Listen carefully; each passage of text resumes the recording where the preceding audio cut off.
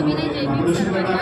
आज 68वा परिनिर्वाण दिन महामानवास विनम्र अभिवादन करण्यासाठी मानवंदना देण्यासाठी आम्ही आलेलो आहोत। बाबूला एक वाचन मेळावा, सरप्राईज वाचन मेळावा असं मी म्हणू शकते आणि कौरंग फाउंडेशन उपक्रम मला करावासा वाटला। 7-8 जणांनी यात सहभाग घेतला।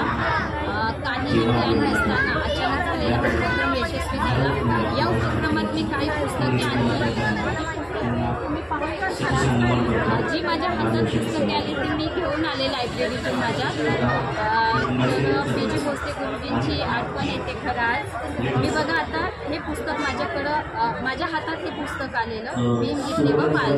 तर याच्याबद्दल जी काही गीतं आहेत ती वाचताना पण बाबासाहेबांच्या किती जुन्या आठवणी याच्यातून मला जाणवल्या की ह्या गाण्यात बघा बाबासाहेब म्हणायचे की भाषण करणारा 2-2 तास करतो पण गीतकार आणि कवी हा त्याच्या एका पूर्ण भाषणाचा एक लाईनमध्ये व्यक्त करत असतो। म्हणून बाबासाहेब कवी आणि गीतकारांना खूप महत्त्व द्यायचे आणि नेहमी प्रेरणा द्यायचे। बघा आता याच्यामध्ये मी एक गाणं वाचलं की थांबा थांबा गाडीवाले दादा, ही जी कविता या गीतामध्ये इतकं म्हणजे बाबासाहेबांचं वर्णन केलं ना की डोळ्यात पाणी येईल एवढं वर्णन केले की त्या प्रतिकूल परिस्थितीतून एक विद्यार्थी घडतोय हेच महत्त्वाचं आहे। एवढ्या प्रतिकूल परिस्थितीतून बाबासाहेब शाळेत जायचे किंवा कुठेही त्यांना जेव्हा काही प्रसंग असे आहेत ते मानलेले आहेत पाठीवर दप्तराचं ओझं आहे, कडक ऊन आहे आणि तापत्या उन्हात ते अनवाणी एक विद्यार्थी उभा आहे आणि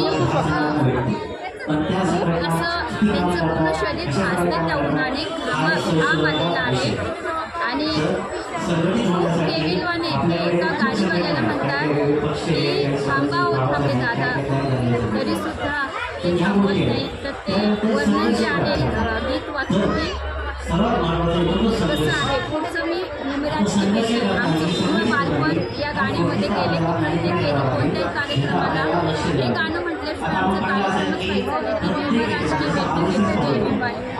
त्यात खूप छान लिहिले की भगवान बुद्धांचा धम्माचा हिरवळ आहे आणि त्या हिरवळीतून आपण भाषा आहे ती भाषा पण विनम्र हवी असं या कवितेतून आहे। तर मी बाबासाहेबांची पिढी आहे एवढं बोलून मी थांबते आणि आजच्या या उपक्रमात ज्यांनी सहभाग घेतला त्या सर्व अभियानाचे मी आभार मानते। Thank you so much. Jai Bhim foundation आभार मानते। थँक्यू।